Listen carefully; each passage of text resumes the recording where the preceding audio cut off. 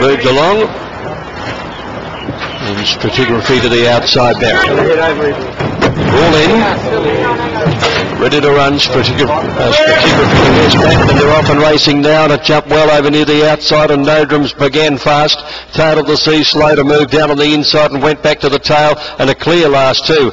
Wind in his hair is driving up on the inside as they settle down and runs to the lead. Out by a length to No Drums, a length and a half to Red 5, and then came Stratigraphy in a nice position fourth. Infinite Energy a length away, being followed then by Jar's Act, and 2 lengths to Insurmountable, or Insurpassable, and they're followed then by Tail of the Sea, and back last I'm the Man. Wind in his hair at the 600 metres by 2 lengths to No Drums, 2 lengths to Red 5, a length away is Stratigraphy, a length and a half then to Infinite Energy as they came to the home turn, followed by Jar's Act, Insurpassable, pulling to the outside, and then Tail of the Sea and I'm the Man. Coming around the home turn, Wind in his hair, the leader from No Drums. Here's Stratigraphy now called on down the outside. Infinite Energy trying to come through along the inside of the leader, who's rolling about a fair bit. 200 left to go, and Stratigraphy out in the middle of the course has raced up to Infinite Energy, who was hampered along the inside by Wind in his hair, but Infinite Energy's finishing really strongly along the inside, goes home the best, and Infinite Energy gets up to beat Stratigraphy by a length. Wind in his hair ran third, Insurpassable ran fourth, and then No Drums. A break further back in the field then to Jar's Act, Tail of the Sea, Red 5, and a long last I'm the Man. Well, there wasn't much financial support for it here on course or through the betting shops, but ran right up to his excellent debut. Infinite Energy had the 3.5 kilos on Stratigraphy, and Mick and Froggy's dirty day continues here. No excuses again for the beaten favourite. Infinite Energy at the change course with Wind in his hair shifting out in running, but therefore had a stand up. Infinite Energy. He's a nice horse, as Sam mentioned, from the mounting yard. Spotted him, presented well, and ran right up to it. Pretty much what you expected, unless you were in the Stratigraphy camp, Shane. Yeah, I guess that's the point. Again, that might have been another race that you could have just gone the safe way and got the Quinella. The drift was alarming on track for the second, well, finished up equal second favourite, Infinite Energy. But give some credit here to Daniel Stackhouse. This was a pretty brave ride here. He realised that he was moving into the race quite well, but he couldn't possibly get out to where Froggy already was, so he said, I'm going to have to go back inside my stablemate here. Even though it had been a little bit of a no-go zone in the past couple of races, but once he got through, he's a quality horse, this. And there's no knock there because Stratigraphy didn't run badly. He was just beaten by a better horse on the day, Sam. Yeah, I think so. This horse is definitely going places. He's one to follow. He'll be winning better races than this in the future. And it was a good ride by Daniel Stackhouse because, the horse is being first up today. He didn't want to be flushed out early and be making a run around the field, so he waited in behind them and he cut the corner and probably didn't expect that he would have to go back to the inside like he did, but that leader was sort of shifting him and took him in a bit. It was a good win, and yeah, he's a really nice horse, this. Okay, Peter Moody gets another winner here, and he is with Bruce. Well, Pete, double in town. This is a pretty promising horse. What was the reasoning behind this one run and tipping him straight out? He's just always been a backward horse. We've always had a good opinion of him, and I always thought after Luke Nolan rode him in his first gallop and he suggested his wife take a share, I thought this horse might go all right. But no, we've always had good opinion of him. He's just taken a while to furnish and develop, and he still looks a bit immature beside some of these. So, no, I think there's a good future for him. When he gets there, physically, he's going to look a cracking type, isn't he? Exactly. No, he's got the framework there to grow into a magnificent horse. So, he's the type of horse I think he can have a couple over summer, and he'll probably get put away and maybe go to Brisbane for a winter campaign or something like that. His timing's not going to be right for the autumn, but good future and certainly a stakes quality horse. Was it a case of taking the claim or giving Daniel an opportunity?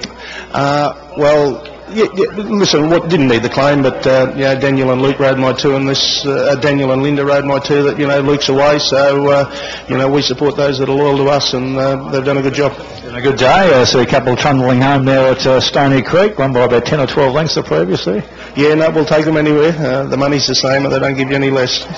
On your feet. Well done. Cheers, Bruce. Peter Moody, the state's leading trainer, one of the country's leading trainers. It's amazing, isn't it? You watch a Stony Creek and it's Moody, you watch a Cranbourne and it's Price, and then you watch a Caufield and they get the Quinella. Talk us through this. A good ride here from Daniel. Yeah, it was. It was a patient ride, and he let the horse find its feet, and he had him sort of midfield.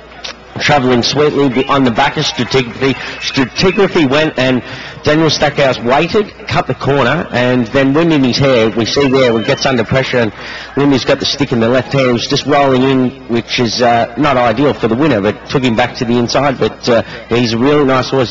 He's going to be winning some good races, this one. No doubt. Insurpassable, who Mick said didn't have the speed of his other one. Got back but worked home nicely. It wasn't a bad first up run. Here's Daniel Stackhouse. That was good, Daniel. Obviously a pretty talented horse. Yeah, I think he's going to make he's a very up-and-coming nice horse. He's still learning. He's still very green, but he hit the line very strong today. To horse sort of wandering about in front here, had to sort of just make a decision which way they're going to go. Yeah, probably made the wrong decision going to the inside, but he's just going too good, and there's a gap there that he probably would have forced, and he would have just backed off too much to go through. So he ended up going to the inside, but he's just too good. Great job, well done. Thank you very much. Daniel Stackhouse, a winner here for Peter Moody. Peter's got 2 here today, as we'll take a short break on TVN's Race Day Live.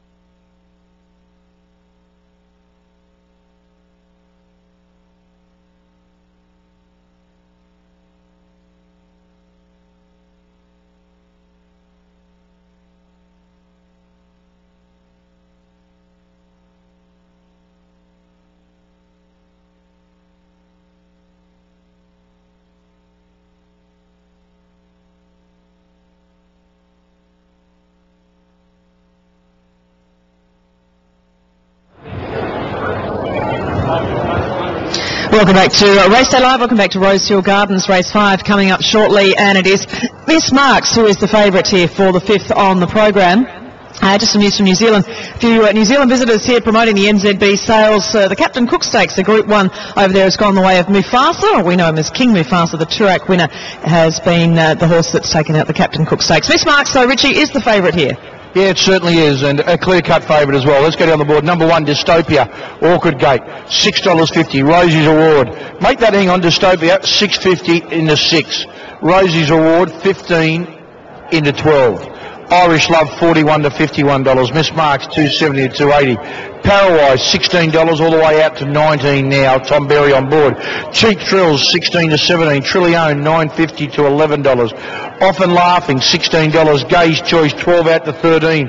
Mrs. Onassis, $4.80 to $5. 11's out. Gold World, $18. Scratch the next one, and Alchemy, the bottom one, out to $71. Favourite Miss Marks, clear cut. A few problems there, I think, in the studio there, in the control room. Number 1 here, Dystopia by Reduced Choice. The whole sister to Stratum. Chad Schofield on board here for Chris Waller. 1 here at Rose Hill, and there was 3 lengths from Hortensia at Flemington. Yeah, it was a cracking run down at Flemington, and look, being honest, if she'd drawn that little bit better Barry, I got no doubt she'd have been the one to beat. I just think where she's drawn and the way the race pans out, I can only see her back at the tail or 3 or 4 wide posts.